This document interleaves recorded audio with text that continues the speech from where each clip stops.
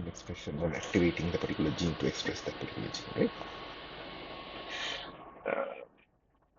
right? Yeah, so information flow can involve movements between subcellular components like protein kinases or transcription factors, translocating from cytoplasm to the nucleus in response to signals. Such movement leads to interaction affecting gene expression, which is termed as spatial information transfer. So these kind of methods or this kind of activity inside the cell, where a particular signal comes and fall and actually activates a cascade of reactions downstream. One molecule will go and activate the other will go and activate another. Like these, ultimately, maybe the last element of that particular pathway will be a transcription factor, which, when activated, will move from the cytoplasm to the nucleus and bind to the particular key element, mostly promoter, of the gene it is trying to regulate. So this is actually how signaling network works. Right. Now, how do you construct these signaling networks, right?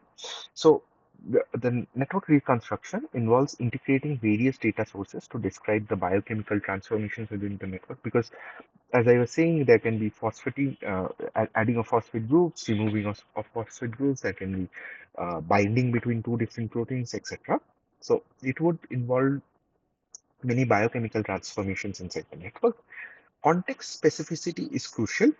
Addressing questions about participating components, ligand receptor interactions, receptor intracellular component interactions, intracellular component interactions, and uh, sorry, I think I've written this twice, and extracellular component interactions as well. There are various components in the system which are actually affecting the mobility of this particular pathway of information of signaling network. Right? There can be various factors inside the cell and outside the cell as well. So outside the cell, how it can be, say for example, a particular hormone. Say initially there was a signal to activate a particular transcription factor, which will go and bind to the gene and regulate the gene. Now there comes a hormone, and that is bound to a particular receptor, and now that signaling pathway is telling the cell to remove that particular transcription factor in question and stop the expression of that particular gene. So there is a various lot of components inside and outside the cell that can actually affect the flow of information from a particular signaling pathway. Right? So uh, we can use data sources like genome annotation, biochemical experimentation, cell physiology characteristics, and expression data to contribute to the network reconstruction. And due to limited comprehensive data, reconstruction often only focus on particular specific nodes, modules, or pathways within the network. So even if we cannot make the whole network, we can make a part of the network, which will be a submodule of the network, which can be analyzed as a network of small network of its own. Like there will be other factors involved in there, but that can be done, right? Because the whole information is not available. The information that is available only focus on a part of the network. So that is also possible. Uh, yeah, nodes will represent compound interactions. Modules consist of related reactions with feedback mechanisms, and pathways connect signaling inputs to outputs. Right? And different reconstruction. Uh, sorry.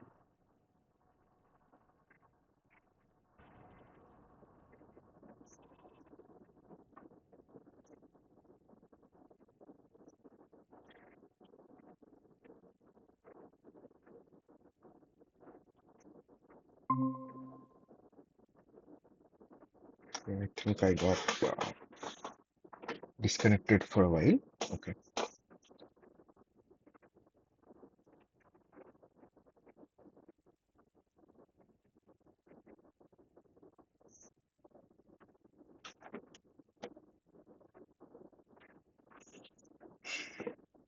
Yeah.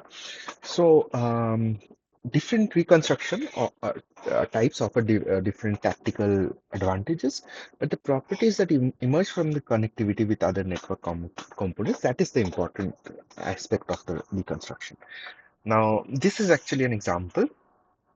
So each node actually represents a biochemical molecule, and each of the module will represent actually related reactions with feedback mechanisms, and the pathways that connect the signaling inputs to the outputs are shown in this manner. Now, you can have a connectivity reconstruction, or you can have a causal reconstruction. If you know what is causing what in the particular signaling pathway, a causal reconstruction becomes easier and gives you more information. But on the other hand, uh, sorry, yeah.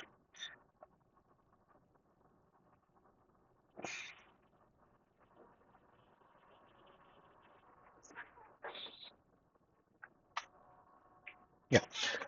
But on the other hand, if you do not know if the particular interaction is causal or not, it becomes easier to just choose connectivity reconstruction because you know how they are connected. See, in this case, just the connectivity is shown, but in the causal reconstruction, this actually the T kind of arrow means that it is inhibiting, and you know each of the interactions in detail.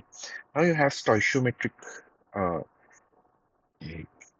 Sorry, reconstruction of the particular biochemical reactions, and from those reactions you can actually identify the reaction rates and basically the coefficients of these particular elements in the network, and this can actually form, if you notice carefully, this can actually form the adjacency matrix of the graph that you're trying to construct. So this is one example of how you can construct a signaling network.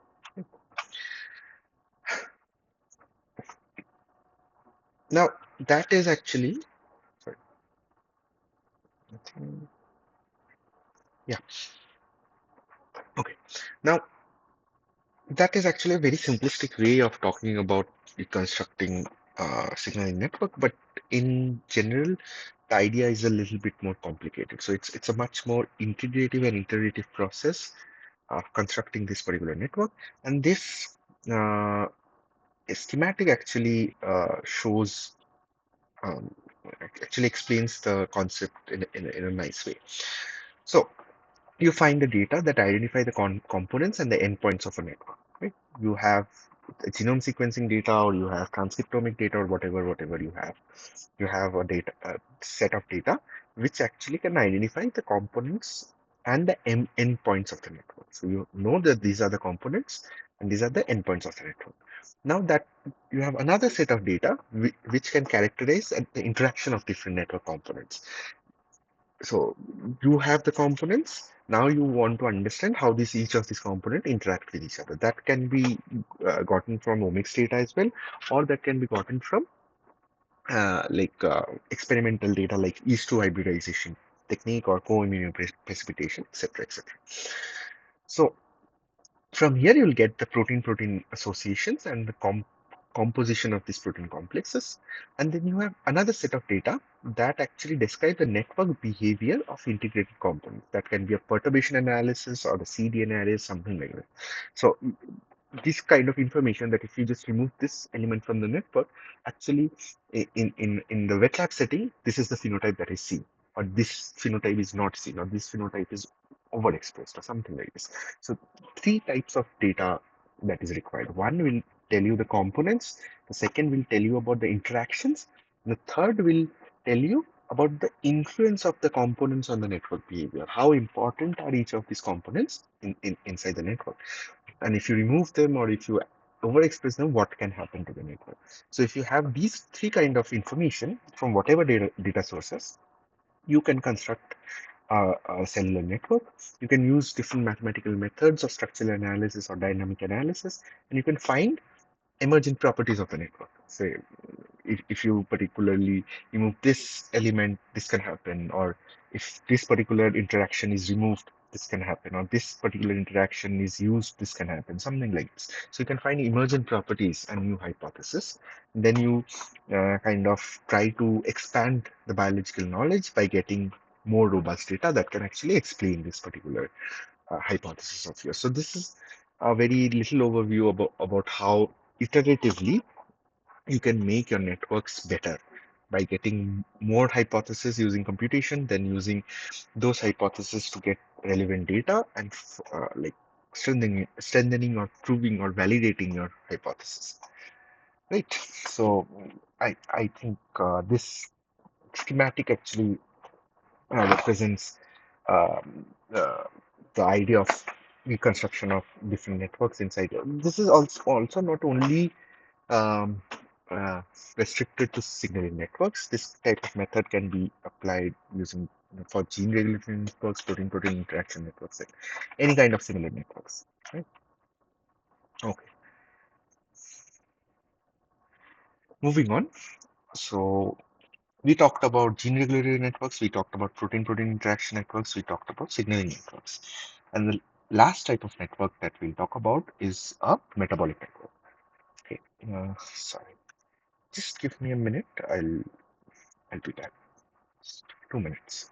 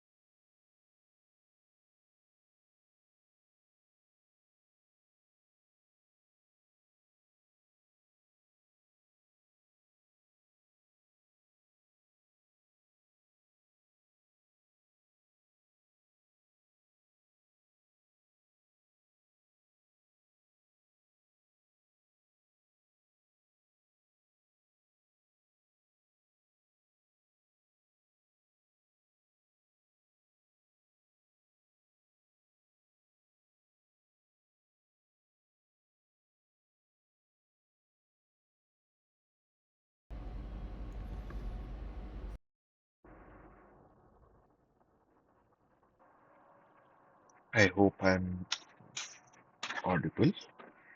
Looks like I'm audible. Okay. Now we come to metabolic networks. Okay.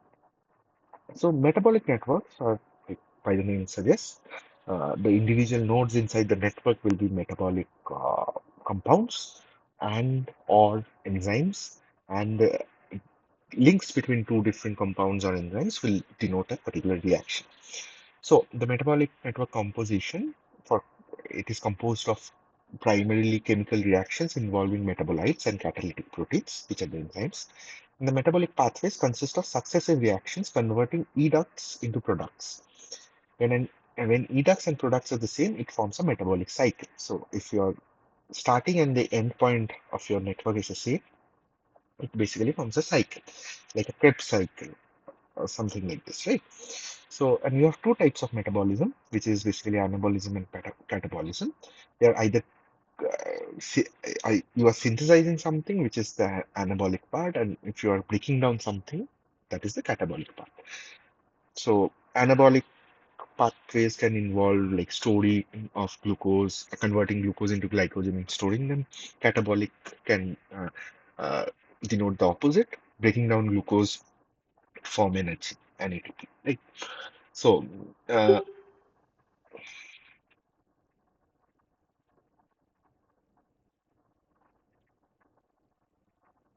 okay.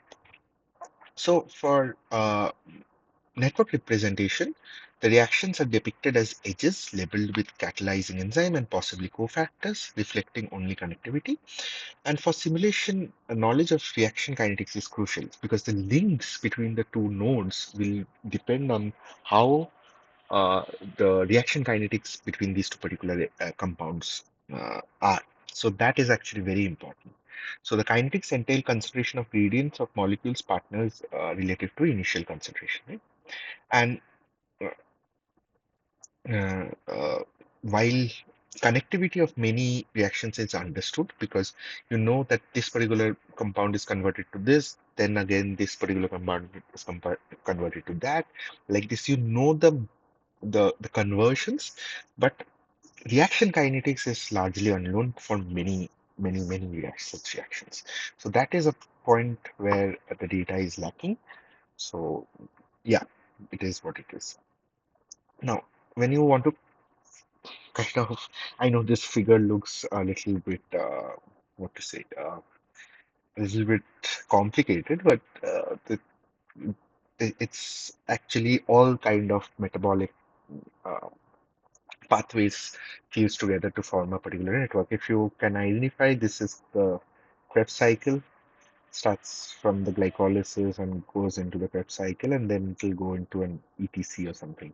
So yeah, if you can identify certain cycles and all. So this one I know this is the Krebs cycle. Okay. So first step for the network reconstruction is data collection, which is basically compiling enzymes and transport proteins from annotated genome sequences and using like databases. You have a lot of databases like Metaseq, a comprehensive microbial resource, and you have to associate each of this protein with metabolic reactions or transport processes using another set of databases like enzyme. The completeness requirement is also very important, which is basically the functional reconstruction needed for phenotypic simulation. You need to know how all proteins necessary for this particular reaction actually interact with each other. And you can also incorporate genomic, biochemical, and other type of phenotypic data necessary for the initial set of reconstruction.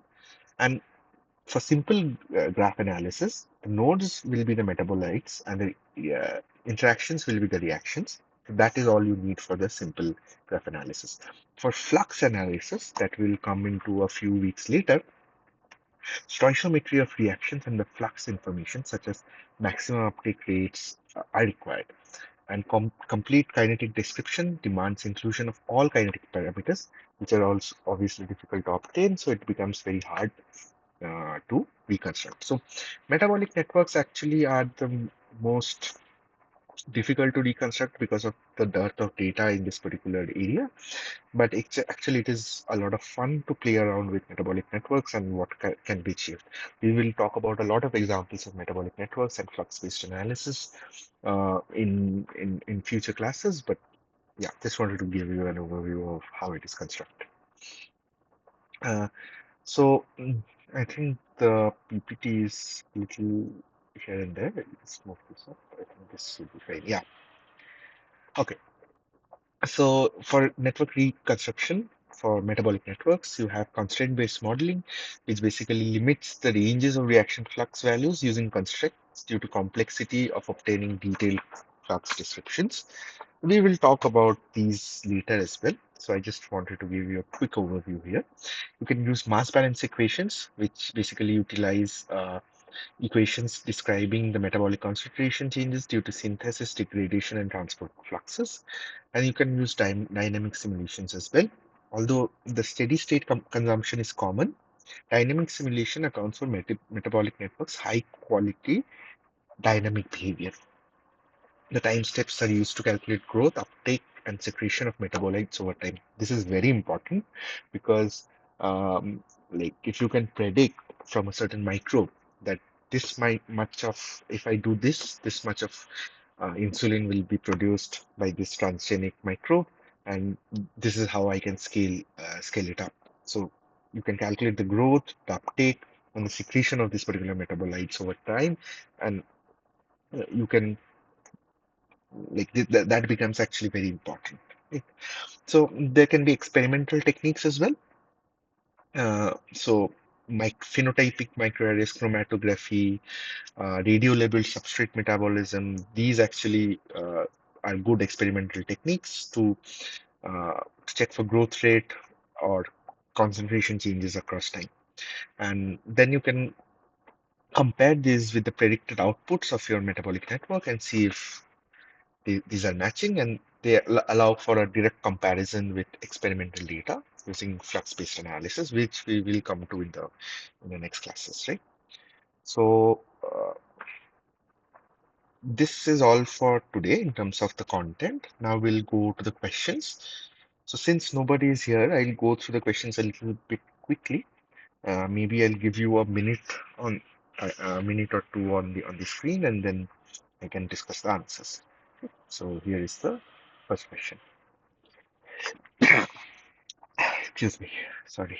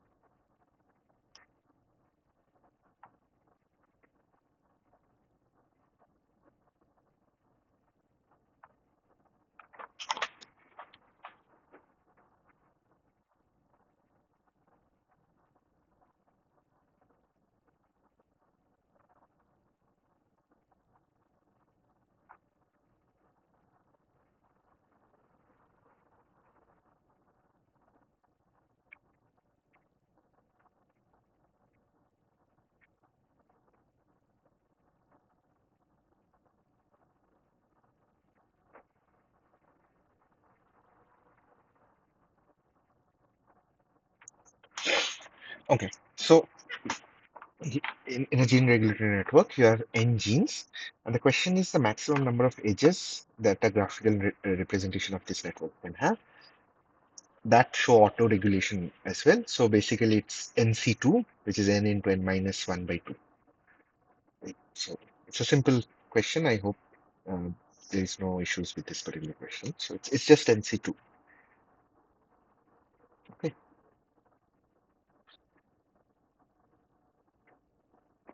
moving on.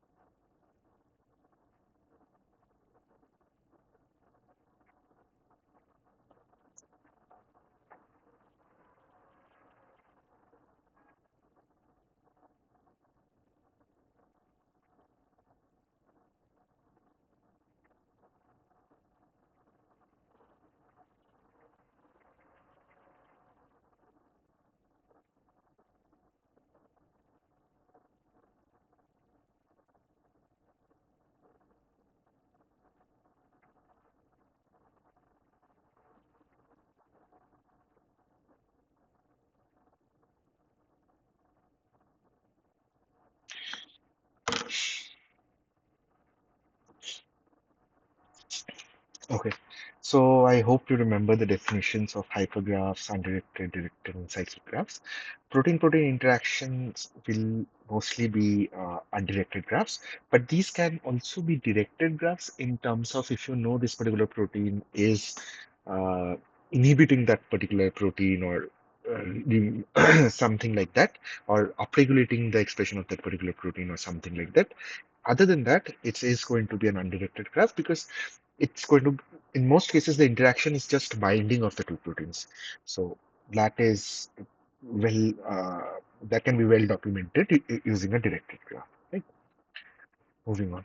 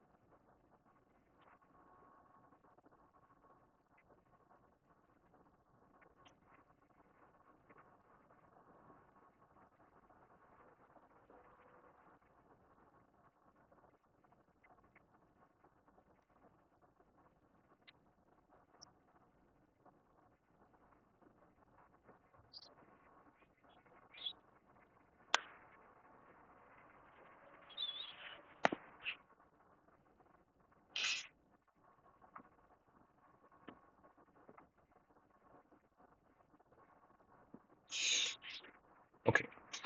So the domain fusion uh,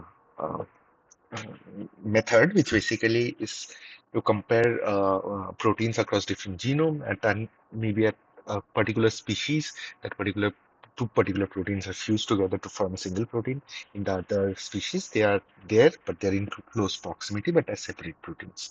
That is what the domain fusion is. So the whole idea that these two proteins might be interacting with each other, it is revealed from the fact that there is a fused protein somewhere in some species, and on the other species these two particular proteins are coming together. Now as in like they're kind of they're on the same in the genome, but they are not actually fused, but they are present as two separate independent proteins. So actually, this is the important part here, that the fused protein only tells you that these two proteins might be interacting. There is no other way to tell in domain fusion or Rosetta Stone method. So yeah, this is actually the the correct answer, which is actually the wrong, which is not true, which is basically the wrong uh, description of this particular method.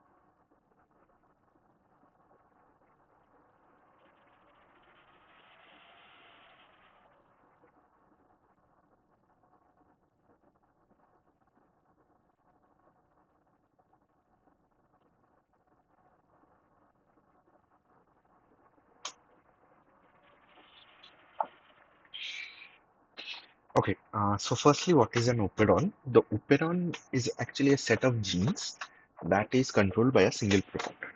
Now, if a certain linkage is found conserved across different genomes, it is actually a good indicator that these particular genes are working together and they're controlled by a single promoter. So, yeah, the answer is true. Moving on.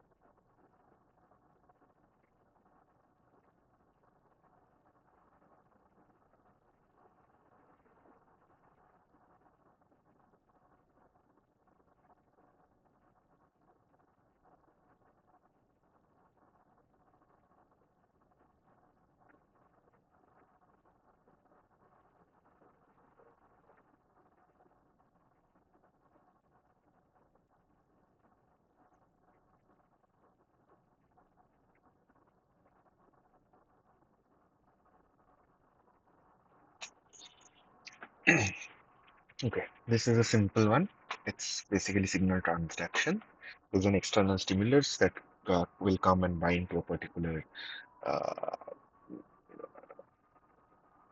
receptor of a cell, which will actually do downstream signaling and will form a chemical substance by reaction inside the cell, mostly phosphorylation. And this is how signal transduction is defined. Moving on. This also, like, I'll continue with this only. So, signaling does not involve mass transfer in the cell. It only involves uh, information transfer in terms of chemical reactions, mostly phosphorylation, but it involves no mass transfer inside into the cell.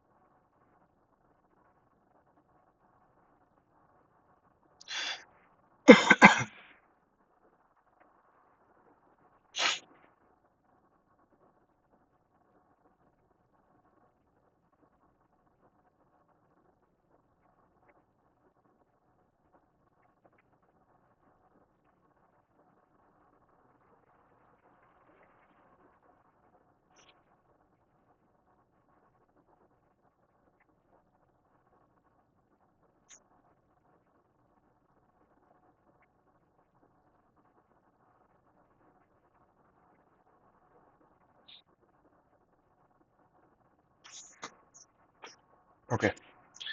So, except for I think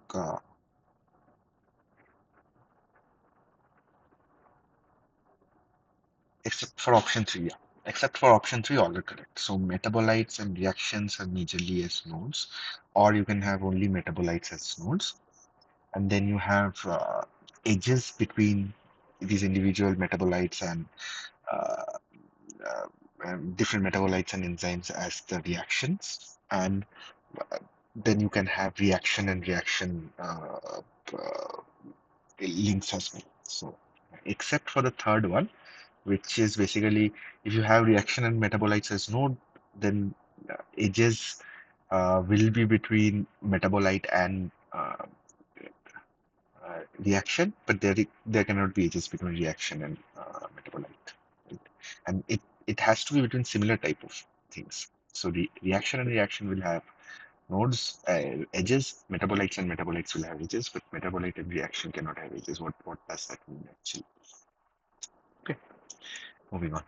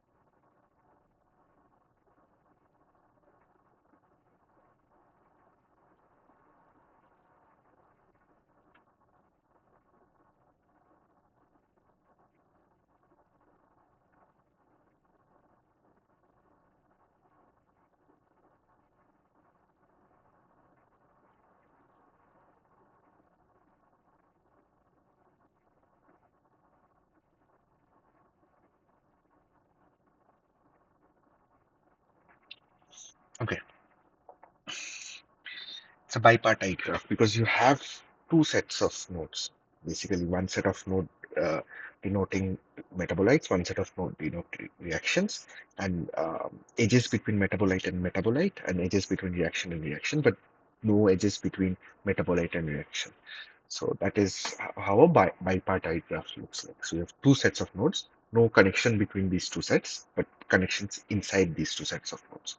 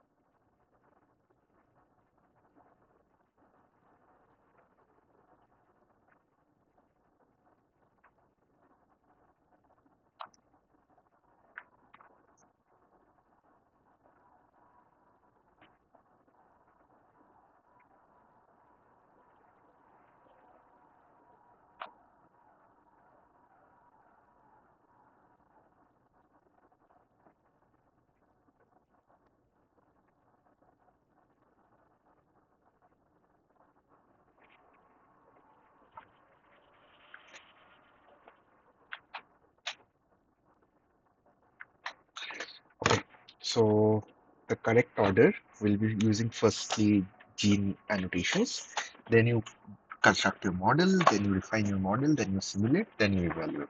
So uh, before construction, you cannot evaluate. So the second and the fifth option is gone. You have to the first is okay, gene functional annotation. Then you do a model construction. Then you do refinement. Then you do simulation, and then you evaluate. So this is the correct answer, which is I think it's easy, no issues.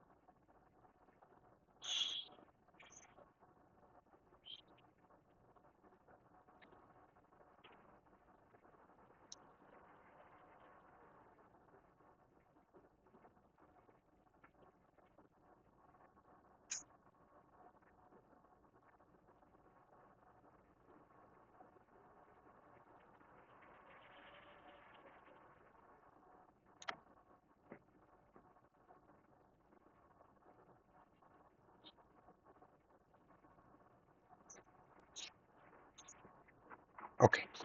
Now you see, uh, A these are like five proteins A, B, C, D, E across four organisms, and you are asked to select which of the statements are true. Now the first option is B and C are complementary. So when B is present, C is not present. When C is present, B is not present. That actually holds up for all four organisms. So the first statement is true. E is a conserved protein. That is also true because E is present across all four organisms. A and C proteins always occur together, but they do not participate in the same pathway. Actually, let's see, A and C do not occur together. So in the second organism, A is not present, C is present, and in the last organism as well, A is present, C is not present. So option 3 is not correct. And B and D always occur together and are likely required for functioning of the same pathway. Let's see B and D. B is present, D is also present, B is also present, D is present, B is also present, D is present. And in this case, B and D are both absent. So except for third option, all the options are correct. Okay. I think, yeah, this is second last question. Of the question after this as well.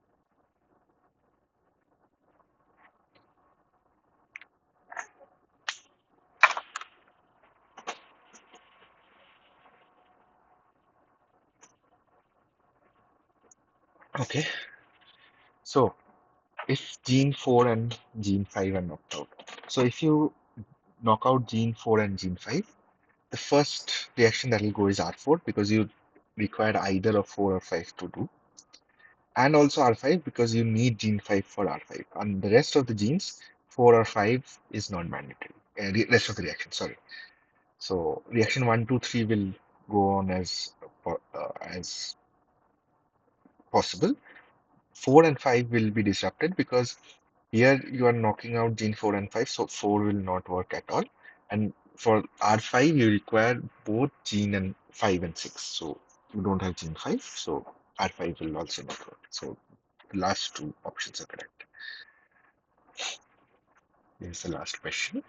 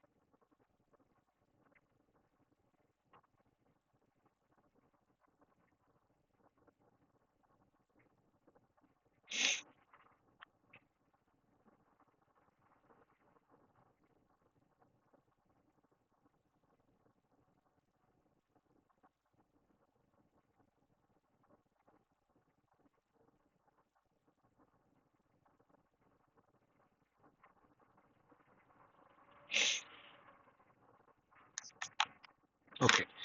So in this case, you are told that R2 and R3 are the essential reactions, and you are asked what is the minimum set of genes that is required for the organism to survive. So R2 and R3. So gene 3 is required. Now you have gene 3, so you don't require gene 4, and you have need gene 1 for R3 to run. So gene 1 and gene 3 are the two minimum set of genes that are required. It's quite simple. Okay, so that's the end of today's session. Um, uh, the attendance was not there today, partly because of I could not hear the notifications of uh, like the permission to enter the meeting. I could not get, partly because of that, and partly because I think many people did not join. But yeah, if you are seeing this later, if you have any questions, you can keep it for like next week. We can discuss if you want. Okay, so see you next Tuesday, 6 p.m. Okay, thank you.